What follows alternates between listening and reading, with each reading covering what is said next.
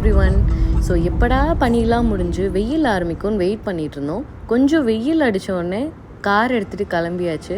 சிப்போட்லேன்னு ஒரு மெக்சிகன் ரெஸ்டாரண்ட்டில் லன்ச் முடிச்சுட்டு டாலஸ் ஆர்பரேட்டம்னு ஒரு பொட்டானிக்கல் கார்டனுக்கு தான் போயிருந்தோம்.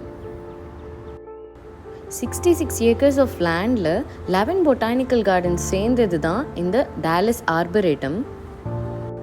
இதோட டிக்கெட் ப்ரைஸ் பார்த்தீங்கன்னா $22 $26 வரைக்கும் பர் ஹெட் சார்ஜ் பண்ணுறாங்க. நாங்கள் லாஸ்ட் மினிட்ல புக் பண்ணோம். ஸோ 26 பர் ஹெட் பே பண்ணோம்.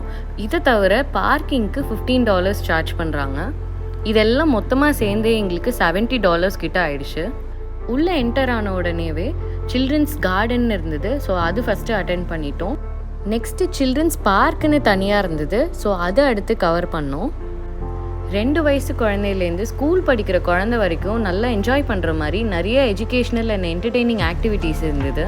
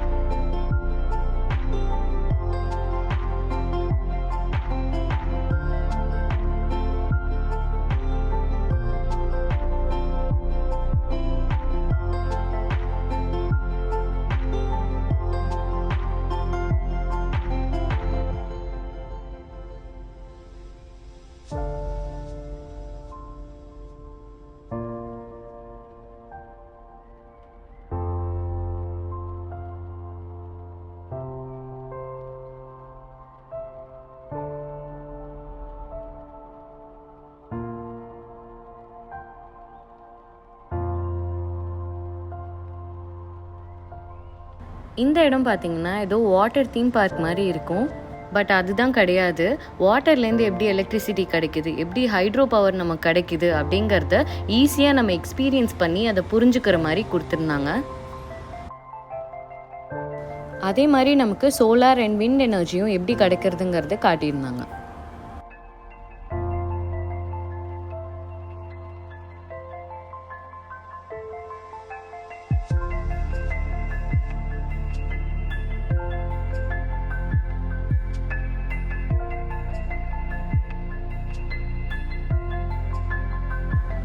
ஸோ அந்த சில்ட்ரன்ஸ் பார்க் கவர் பண்ணவே எங்களுக்கு 2 to 3 hours மேலே ஆயிடுச்சு.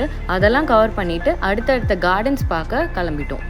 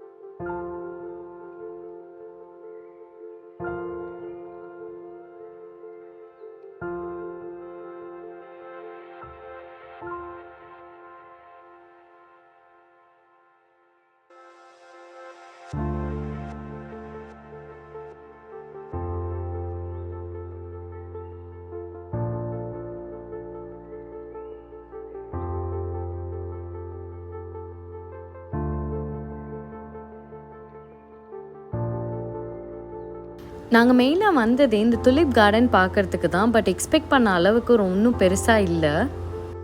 டெக்ஸஸில் துலிப் சீசனுங்கிறது ஸ்ப்ரிங் ஆரம்பத்தில் வரும். அதுவும் 1 மந்த்து தான் இருக்கும். அதுக்குள்ளே பார்த்துடணுன்னு நாங்கள் இங்கே வந்துட்டோம். இது பொட்டானிக்கல் கார்டனுக்குள்ளே இருக்கிறதுனால கொஞ்சோண்டு தான் இங்கே பார்க்க முடியும். இதே இங்கே வந்து துலிப் ஃபீல்ட்ஸ்லாம் நிறையா இருக்கும். அங்கே போய் பார்த்தோன்னா ஃபுல் ஏரியாவுமே துலிப்ஸாக சூப்பராக இருக்கும். ஃபோட்டோ ஷூட்ஸ்க்கெலாம் நல்ல சூப்பரான லொக்கேஷன்.